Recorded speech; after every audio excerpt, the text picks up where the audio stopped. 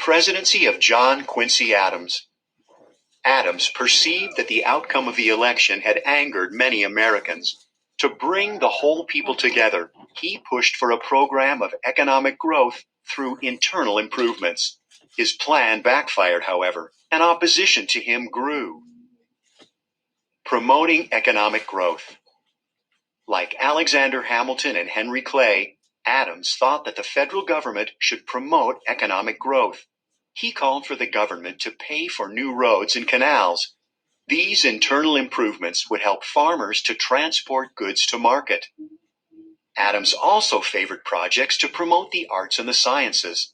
He suggested building a national university and an observatory from which astronomers could study the stars.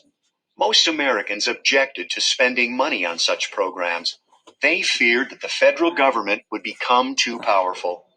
Congress approved money for a national road and some canals, but turned down most of Adams' other spending programs. Origin of new political parties.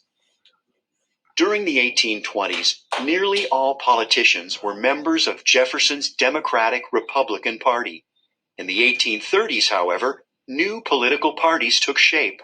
These parties grew out of the conflict between John Quincy Adams and Andrew Jackson. The Whig Party. Democratic Republicans who supported Adams and his programs for national growth called themselves National Republicans.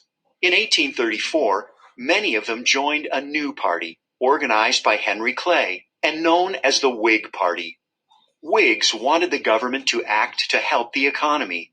They wanted the federal government to promote business by paying for roads and canals. They also wanted the federal government to oversee banks. They believed that a stable banking system would encourage business. Whigs also wanted higher tariffs. Tariffs are taxes or fees placed on imported goods. Because tariffs make imports more expensive, they help domestic producers. However, they may prompt foreign governments to counter with their own tariffs. This can harm exporters. The Democratic Party. Jackson and other Democratic Republicans who supported him began to call themselves the Democratic Party. Today's Democratic Party traces its roots to Andrew Jackson's time. Like the Whig Party, Democrats also had a point of view. They called for more political power for ordinary white men and opposed privileges for the wealthy or educated. Democrats were opposed to a federal government role in the economy and to tariffs. Democrats opposed high tariffs because farmers counted on being able to sell their goods overseas and did not want to risk retaliatory tariffs. Tariffs also protected American manufacturers from foreign competition. The result was higher prices for all kinds of goods that ordinary people needed. Democrats supported westward expansion to open up more land for frontier settlers. Democrats were generally more tightly organized than Whigs. Members usually followed the direction set by party leaders. Who supported the Whigs and Democrats? The Whigs had their strongest support in the Northeast, with some support in cities and towns in the South and West. People from these places backed the Whigs because these places relied on manufacturing and commerce, and Whig policies aimed to help those parts of the economy. Whig supporters included Eastern factory owners and other businessmen, some Southern planters, and many former Federalists. Whigs were often divided into factions, and not all of the party's members always followed the party's direction. Democrats had strong support in the South and West, especially among laborers, artisans, and small farmers. These groups also supported Democrats in some parts of the Northeast. Small farmers and workers supported the Democrats because Democrats spoke up for them against bankers and Northeastern businessmen. While big business favored the Whigs, middle-class business people and merchants lined up behind Jackson. A bitter campaign. In 1828, Adams faced an uphill battle for re-election. This time, Andrew Jackson was Adams' only opponent. The campaign was a bitter contest. Jackson supporters renewed charges that Adams had made a corrupt bargain after the 1824 election. They also attacked Adams as an aristocrat or member of the upper class. Adams' supporters replied with similar attacks. They called Jackson a dangerous military chieftain. If Jackson became president, they warned, he could become a dictator like Napoleon Bonaparte of France. Jackson won the election easily. His supporters cheered the outcome as a victory for the common people. By common people, they meant white people who worked for a living, including farmers and city workers. For the first time since the Revolution, the politics of the common people were important. Reading check. Summarize. Why did Andrew Jackson win the election of 1828?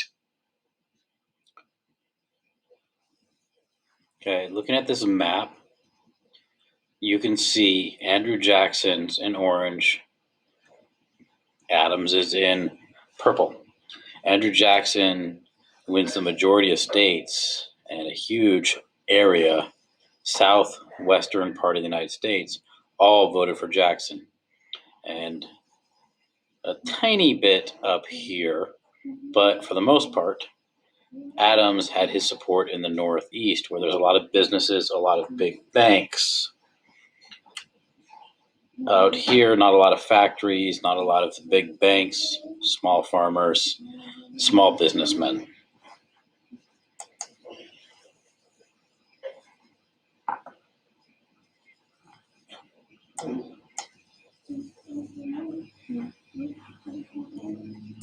Jacksonian democracy.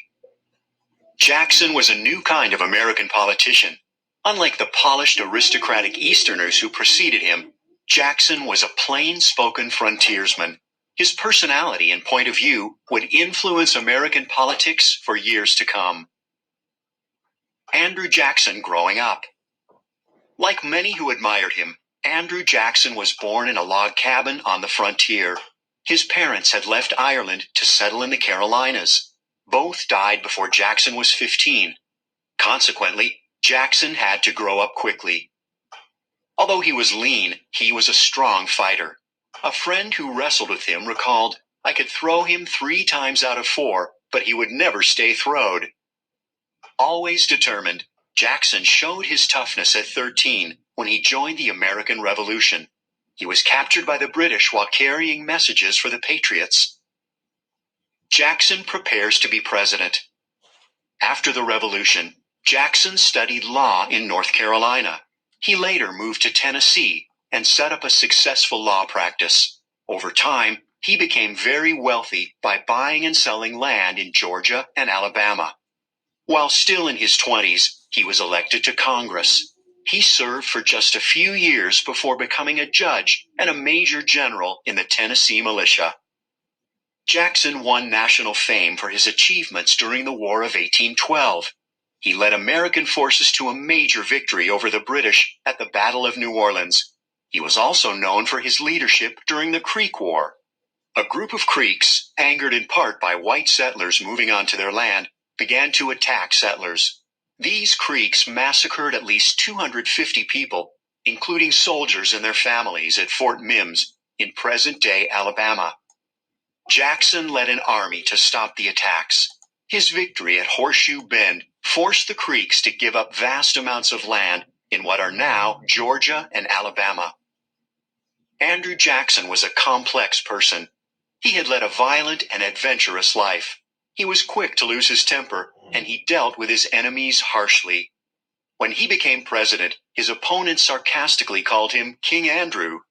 Jackson intended to be a strong president by expanding the powers of the presidency. At the same time, Jackson's supporters admired his ability to inspire and lead others. They considered him a man of his word and a champion of the common people. Jackson's inauguration. As Jackson traveled to Washington to be inaugurated, large crowds cheered him along the way. For the first time, thousands of ordinary people flooded the Capitol to watch the president take the oath of office. After Jackson was sworn in, the crowd followed the new president to a reception at the White House. One onlooker described the scene with amazement.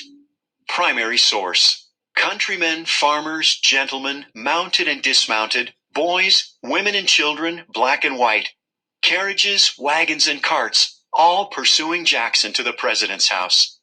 Margaret Bayard Smith, The First 40 Years of Washington Society. The crowds were so huge, the Observer continued, that the president was almost suffocated and torn to pieces by the people in their eagerness to shake hands. Jackson's critics said the scene showed that King Mob was ruling the nation. Amos Kendall, a loyal Jackson supporter, saw the celebration in a more positive way. It was a proud day for the people. General Jackson is their own president. Causes of Jacksonian democracy. Andrew Jackson was elected in 1828, largely because white men without property could now vote. He drew much of his support from small farmers, laborers, artisans, and middle-class businessmen on the western frontier. The spread of political power to more people was part of what became known as Jacksonian democracy. However, Jacksonian democracy was limited to select groups. In particular, Jackson owned slaves at his estate, the Hermitage, and opposed the anti-slavery movement. Effects of Jacksonian democracy. Jackson was the first Westerner to occupy the White House. His election marked a shift of political power to the West. He was seen as a daring individualist. His image helped shape an American consciousness focused on individual freedom and daring. Another effect of Jacksonian democracy was the growth in political parties and in citizen participation in the political process. It was one thing to make it legal for nearly all white men to vote. It was another thing to convince them to vote. Jackson's Democratic Party introduced political campaigns that appealed to common people and their concerns. These campaigns motivated white men to cast their vote for the Democrats. Reading check. Draw conclusions. Why was Andrew Jackson seen as a champion of the common people?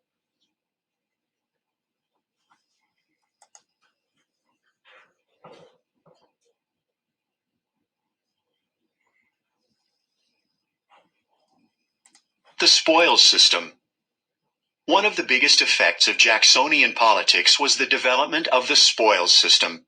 Spoils are loot or plunder. The spoils system was the practice of awarding government jobs to friends and supporters.